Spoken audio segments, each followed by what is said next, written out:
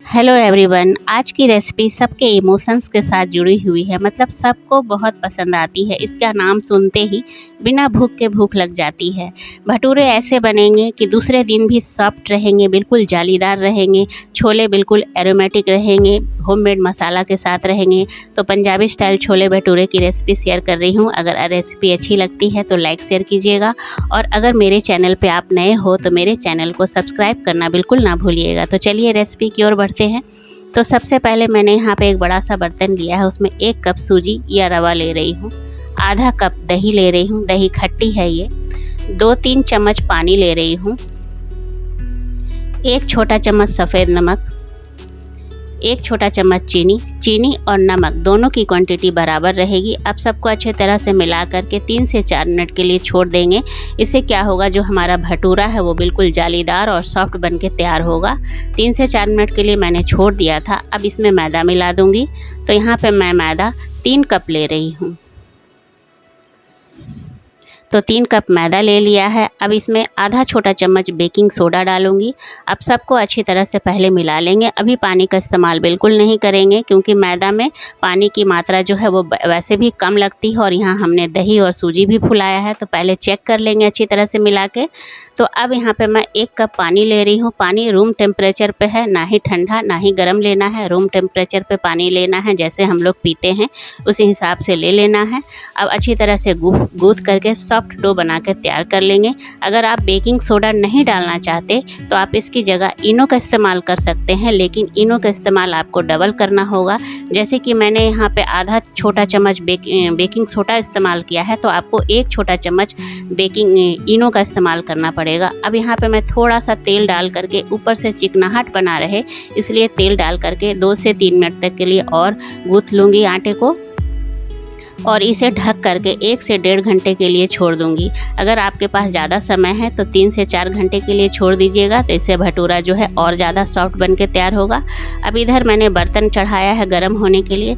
अब 1 कप पानी डालूंगी। अब छोले की तैयारी करती हूँ, 1 चम्मच यहाँ पे चाय पत्ती डाला है, और यहाँ पे चाय पत्ती में एक अच्छी तरह से उबाल आने दूंगी। उबाल आ गया है, अब इसे नीचे उतार दूंगी। अब गैस पे पैन चढ़ा दूंगी। अब होममेड मसाले की तैयारी करती हूँ।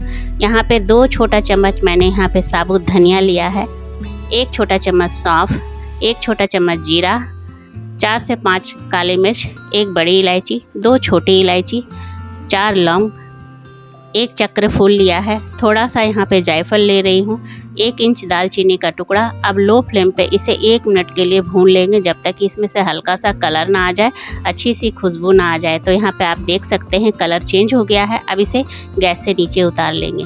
अब यहाँ पे मैं कुकर गरम होने के लिए चढ़ा दूंगी। कुकर हमारा गरम हो गया है। यहाँ पे 3 बड़े चम्मच मैं सरसों का तेल का इस्तेमाल कर रही हूँ। तेल गरम हो गया, आधा छोटा चम्मच हींग डालूंगी, तेज पत्ता डालूंगी।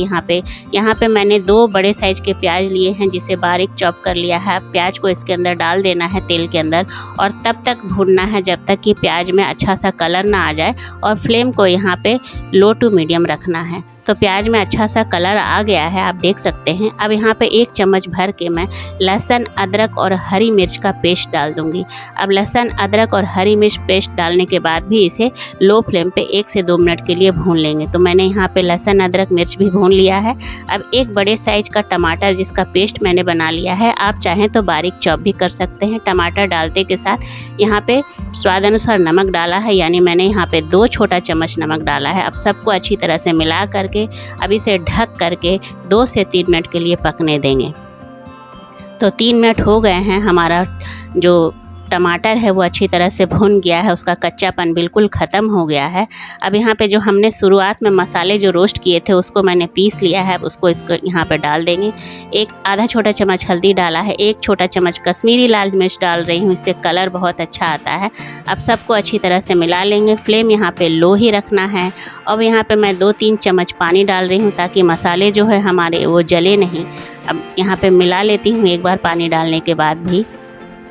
अब मिला लिया है। अब ढक करके इसे 3 से 4 मिनट के लिए पकने देंगे। फ्लेम यहाँ पे लो ही रखेंगे, क्योंकि मसाले जितने लो फ्लेम पे भूनते हैं, सब्जी का स्वाद जो है वो उतना ही ज़्यादा अच्छा बन के तैयार होता है। अब मैंने यहाँ पे काबुली चने यानी सफ़ेद चने रात में ही भिगो करके रखे थे, अच्छी तरह से फूल गए हैं और उसके बाद 2-3 पानी से मैंने धो लिया है। अब सारे चनों को मसालों के अंदर यहाँ पे डाल देंगे और एक बार मसालों के साथ इन चनों को भी अच्छी तरह से मिला लेंगे।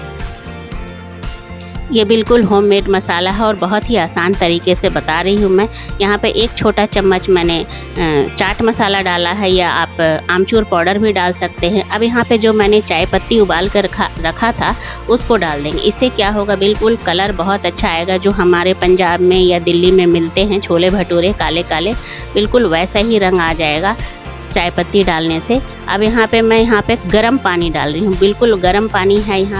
मैं यहाँ पे 1.5 बड़े कप गर्म पानी डाल रही हूँ, मतलब जितने में छोले डूब जाएं अच्छी तरह से उतना पानी इस्तेमाल करना है। अब यहाँ पे आधा छोटा चम्मच मैं बेकिंग सोडा का इस्तेमाल कर रही हूँ ताकि जो हमारे चने हैं वो जल्दी से पक जाए। 1 छोटा चम्मच मैंने यहाँ कसूरी मेथी का इस्तेमाल किया है। अब सबको अच्छी तरह से मिला करके ढक्कन लगा के यहाँ पे 5 से 6 सीटी आने देंगे। तो 6 सीटी आ गए थे, सीटी को अपने आप रिलीज़ होने दें, आप खुद ना निकालें, अपने आप होगा तो छोले जो हमारे हैं वो बहुत ही अच्छे बन के तैयार होगा।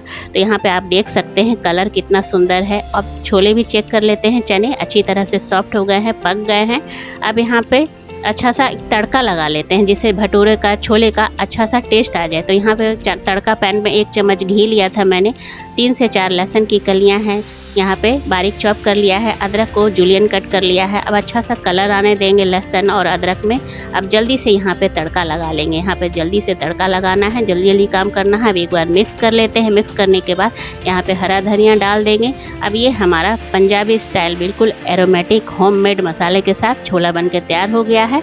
अब यहाँ पे भटूरे की तरफ चलते हैं। तो आटा जो है अच्छी तरह से फर्मेंट हो गया है, ये देखिए कितना सॉफ्ट हो गया है, बिल्कुल हाथों में हल्कापन महसूस हो रहा है। तो यहाँ पे 3 से 4 मिनट और हम आटों को गूँथ लेंगे, इससे हमारे भटूरे जो हैं वो और सॉफ्ट बनेंगे। तो भटूरा जो है तो थोड़ा सा चिपचिपा है क्योंकि इसमें मैदा है, दही है, सूजी है। तो अब इस तरह से लोई काट के पहले हम तैयार कर लेंगे ताकि भटूरे बनाते वक्त हमें आसानी हो।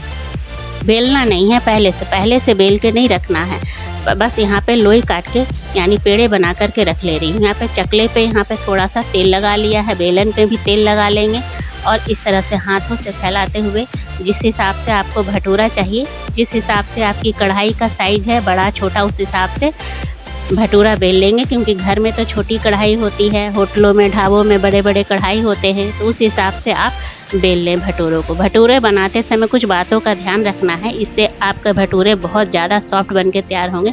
तेल जब गर्म हो जाए, अच्छी तरह से गर्म हो जाए, तभी आप बेलना शुरू करें। पहले से बेल करके भटूरों को तैयार करके ना रखें। तेल का अच्छा खासा गर्म होना बहुत ज़रूरी है।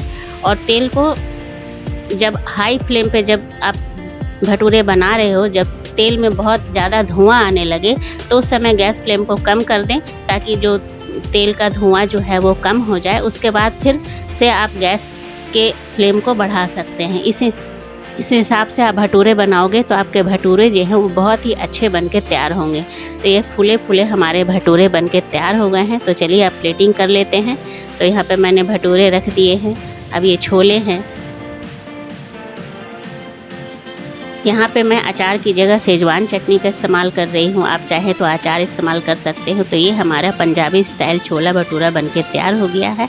तो अब मैं एक तोड़ के भी दिखाती हूँ कि अंदर से कितना जालीदार बना है और टेस्टी भी बहुत बना था। तो ट्राई कीजिएगा और मुझे कमेंट करके ज़रूर बताइएगा कि ये रेसिपी आपको कैसी लगी।